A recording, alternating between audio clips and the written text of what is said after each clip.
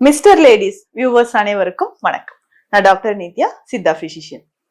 தூக்கமின்மை இந்த பிரச்சனை நிறைய பேருக்கு இருக்கு. பெரும்பாலும் இந்த பிரச்சனை குழந்தைகள்ல இருந்து வைத்திய வித்தியாசம் இல்லாம இந்த பிரச்சனைனால பாதிக்கப்பட்டவங்க இருக்காங்க. இதுல எல்லாம் நம்ம கிட்ட ட்ரீட்மெண்ட் வரவங்க எல்லாருமே சொல்ற சிம்டம்ஸ் என்னன்னா, நாடி பிடிச்சி பார்த்தா கிளியரா தெரிஞ்சிடும் இல்லைங்களா? அப்பவும் சொல்லுவாங்க, என்னம்மா தூக்கம் சரியா இல்லையா, என்ன சார் தூக்கம் இல்லையா? ஆமா மேம், என்னன்னா நான் தூங்க போயிடுறேன், 10-10:30 படுத்துறேன், தூக்கம் என்னமோ 1 மணி 2 மணிக்கு தான் எனக்கு தூக்கம் வருது, அவ்வளவு நேரம் சும்மாவே படுத்திருக்கேன், திரும்பி படுக்கிறேன், இப்படி படுக்கிறேன் அப்படின்னு சொல்லுவாங்க. அதாவது இந்த தூக்கமின்மை இந்த பிரச்சனை இன்னைக்கு உலக அளவுல பெரும்பாலான மக்களுக்கு இது ஒரு பெரிய பிரச்சனையை ஆட்டி படைக்குது அப்படின்னு சொல்லலாம். தூக்கமின்மை ஒவ்வொருத்தருக்கும் ஒவ்வொரு காலகட்டத்துல ஏற்படுது. வயதானவர்களும் பொதுவா தூக்கம் குறையும். வயது ஆக ஆக தூக்கம் குறைய ஆரம்பிக்கும். அதுக்கப்புறம் நைட்ல ரொம்ப நேரம் முழிச்சிருக்கிறது. இன்னொரு பெரிய தொல்லை என்னன்னா, அடிக்கடி யூரின் ஃப்ரீக்வன்சி இருக்கும். 1 மணி நேரத்துக்கு ஒரு வாட்டி, 2 மணி நேரத்துக்கு ஒரு வாட்டி எந்திரிச்சு நான் யூரின் பாஸ் பண்ணிட்டு வரேன், இதனாலேயே தூக்கம் கெடுது அப்படின்னு சொல்லுவாங்க. சில தூக்கத்திலேயே ரொம்ப சென்சிட்டிவா இருப்பாங்க. பக்கத்துல யாராவது பொறுமையா நடந்து போனா கூட முழிச்சு என்ன அப்படின்ட்டு கேட்பாங்க. அந்த அளவுக்கு ஒரு ஆழ்ந்த உறக்கம் இல்லாமல் தான் இன்னைக்கு நிறைய பேர் போராடிக்கிட்டு இருக்காங்க. அப்போ இந்த தூக்கம் இல்லை அப்படின்னா உடல்ல பல வகையான நோய்கள், எப்படி நம்ம மோஷன் போகாம கான்ஸ்டிபேஷன் இருந்து சரியாமை பிரச்சனையினால பல நோய்கள், மலச்சிக்கல் பல நோய்களை உண்டாக்குதோ, அதே மாதிரி இரவு தூக்கம் இல்லாமல் இருக்கிறதுனால பெரிய பிரச்சனைகள் நிறைய ஏற்படுதுன்னு சொல்லலாம். இதுல தூக்கம் இல்லை அப்படின்னா, அதாவது நம்ம படுத்துட்டாங்க, ரொம்ப நேரம் தூக்கம் வரல, சொல்லுவாங்க, நிறைய பேர் சொல்லுவாங்க, எங்களுக்கு என்னங்க குறை, எல்லாமே செட்டில் ஆயிட்டாங்க, இப்போ நல்லாதான் இருக்கும், கடவுள் புண்ணியத்துல நல்லா இருக்கும், ஆனா ஏன் தூக்கம் வரலன்னு தான் எனக்கு தெரியல. சிலர் சொல்லுவாங்க, நான் ரொம்ப திங்கிங், ஸோ ஆஃபீஸ் டென்ஷன் இதுல போட்டு குழப்பிக்கிறேன், ஸோ வீட்டுல ஏதாவது சம் ப்ராப்ளம்ஸ் இருக்கு, பசங்களை நினைச்சு நான் குழம்பிக்கிறேன். இந்த மாதிரி நிறைய ஸ்ட்ரெஸ் அண்ட் டிப்ரெஷன் இருக்கிறதுனால தூக்கம் வராதவங்க ஒரு கேட்டகரியில இருந்தாலும், எந்த ப்ராப்ளமும் இல்லாம சும்மாவே படுத்திருக்கேன்னு சிலர் சொல்லுவாங்க. இதனாலதான் சிலர் என்ன சொல்றாங்கன்னா, நைட்ல மொபைல் பார்க்காதீங்க, தூக்கம் வரல அதனால தாங்க நான் மொபைல் பாக்குறேன் அப்படின்லாம் சொல்லுவாங்க. என்னன்னா, ஒன்ஸ் நம்ம நைட்டு இரவு நேரத்துல தூங்குறதுக்கு முன்னாடி மொபைல் போன்லாம் எடுத்து நெக்ஸ்ட் ரூம்ல நம்ம தூங்குறதுக்கு அந்த அறைகள்ல மொபைல் போன் இல்லாம இருந்தா இன்னும் நல்லா இருக்கும். ஸோ 1 நாள் 2 நாள் மொபைல் போன் இல்லாம தூங்கி பாருங்க. அதுக்கப்புறம் அது அப்படியே ரொட்டீனா கொஞ்சம் கொஞ்சமா அந்த தூங்குற நேரம் அப்படின்றது அதிகமாகும். ஸோ 12 மணிக்கு தூங்குறோமா, அதுக்கப்புறம் 11:30, 11, 10:10 அப்படின்ற டைம் அதிகரிச்சுட்டே நம்மளுடைய தூக்கத்துக்கான நேரம் அப்படின்றது அதிகரிச்சு உடல் ஆரோக்கியமாக இருக்கும். இப்ப பொதுவாகவே பார்த்தோம்னா, இந்த தூக்கமின்மை பிரச்சனை இருக்கிறவங்களுக்கு பேசிக்கா சில குறிப்புகள் இருக்கு. சித்த மருத்துவத்துல நிறைய மருந்துகள் இருந்தாலும் பேசிக்கா சில குறிப்புகள் இருக்கு. அதுல பார்த்தோம்னா நிறைய பேர் கசகசா சொல்லுவாங்க.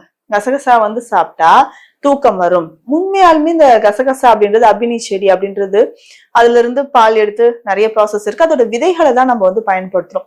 இன்றைக்கு பல நாடுகளை இது ஓவர் டோஸ் ஆயிடுச்சுன்னா மயக்கத்தை உண்டாக்கும்ன்றதுனால தடை பண்ணியிருக்காங்க. ஆனா நம்ம நாட்டுல பொறுத்த வரைக்கும் இது ஒரு மருந்து பொருளாகத்தான் நம்ம பயன்படுத்திட்டு இருக்கோம். ஒரு குறிப்பிட்ட அளவு இதை சாப்பிடும்போது ஒரு நல்ல உடலுக்கு பல நன்மைகள் இதுல கிடைக்குது. முக்கியமாக தூக்கம் வர வைக்கிறதுக்கு மைல்டா, அது பக்க விளைவுகள் இல்லாம இன்னைக்கு எவ்வளோ பேர் ஸ்லீப்பிங் பில்ஸ் சாப்பிட்டு அதனால உடல்ல நிறைய பக்க விளைவுகள் ஏற்பட்டிருக்கு. சிறுநீரக பிரச்சனைகள் இருக்கு, மூட்டு வலி, மூட்டு தேய்மானம் இருக்கு, ரத்தத்துல கழிவுகள் ரொம்ப சேர்ந்து சிறுநீரக பாதிப்புகள். இந்த தூக்கத்துக்கு மாத்திரை எடுத்து இப்ப சைக்காலஜிக்கலா நிறைய பிரச்சனை இருக்கு, அதுக்கும் சேர்த்து மாத்திரை எடுத்துட்டு இருக்கு, இந்த மாதிரி எல்லாம் சொல்லுவாங்க. ஆனா தூக்கத்துக்கு நான் சொல்லக்கூடிய இந்த கசகசாவை வச்சு நம்ம செய்யக்கூடிய விஷயங்கள் கொஞ்சம் தாமதமாக நமக்கு ரிசல்ட் கொடுத்தாலும் 2-3 நாட்கள் தொடர்ந்து சாப்பிட்டு 4வது நாட்கள நல்லாவே நமக்கு ரிசல்ட் வந்துடும். ஸோ அப்ப அந்த தூக்கம், ஸ்லீப் குவாலிட்டி அப்படின்றது இன்க்ரீஸ் ஆகுது அப்படின்னு சொல்லலாம். இப்ப ஸ்லீப் குவாலிட்டி இன்க்ரீஸ் ஆகிறதுக்கு நம்ம என்ன பண்ண போறோம் அப்படின்னா, இந்த கசகசாவை எப்படி பயன்படுத்தலாம். ஒரு 50 கிராம் கசகசா போதுமானது 1 மாதத்திற்கு. இதை லேசா நம்ம வறுத்து பொடி பண்ணி எடுத்து வச்சுக்கணும். பால்ல கலந்து இதை குடிச்சுக்கிட்டே வரணும். ஸோ இதை பால்ல கலந்து குடிக்கும் பொழுது அதிகப்படியான ஆற்றலும் நன்மையும் நமக்கு கிடைக்குதுன்னு சொல்லலாம். என்ன நன்மை கிடைக்குதுன்னா, பிரெயின் செல்ஸை காம்பாக்குறதுக்கு, அதை குளிர்விக்கிறதுக்கு, அது குளிர்விக்கிறது அப்படின்னு சொன்னோம்னா அந்த ஹீட், அந்த ப்ரெஷர் நமக்கு இல்லாம இருக்கிறதுக்கு இந்த கசகசா ரொம்ப யூஸ்ஃபுல்லா இருக்கும். நெய்ல வறுத்து இதை பொடி பண்ணிக்கலாம். இல்ல அம்மியில இருந்துச்சுன்னா ஒரு 2 ஸ்பூன் கசகசா வச்சு கொஞ்சம் பால் விட்டு நல்லா அரைக்கணும். ஸோ அரைச்சி இதோட வேணா ஒரு ஏலக்காய் சேர்த்துக்கலாம். சேர்த்து அரைச்சி நல்லா காய்ச்சின பசும் பால்ல ஒரு கிளாஸ் அளவுக்கு இதை போட்டு கலந்து நம்ம குடிக்க போறோம். இல்ல ரெடிமேடா நம்ம வந்து ஒரு நாள் ப்ரிப்பேர் பண்ணி வச்சுட்டு டெய்லி இதை ஃபாலோ பண்ணிக்கிறனாலும் இதனோட கொஞ்சம் ஏலக்காய் சேர்த்து நல்லா வறுத்த கசகசாவோடு ஏலக்காய் சேர்த்து மிக்சியில அரைச்சி நம்ம எடுத்து வச்சுட்டு 1 ஸ்பூன் இல்ல 3/4 ஸ்பூன் எடுத்து பால்ல சேர்த்து இரவு நேரத்துல குடிக்கணும். இரவு நேரத்தில் குடிக்கும் போது உடல்ல இருக்கக்கூடிய உஷ்ணம் நிச்சயமாக குறையும். அதிகமான பொட்டாசியம் இதுல இருக்கிறதுனால போன்ஸ் மற்றும் ஹேருக்கு இது ரொம்ப ரொம்ப சிறந்தது. நிறைய ஊட்டச்சத்தை இது கொடுக்குது அப்படின்னு சொல்லலாம்.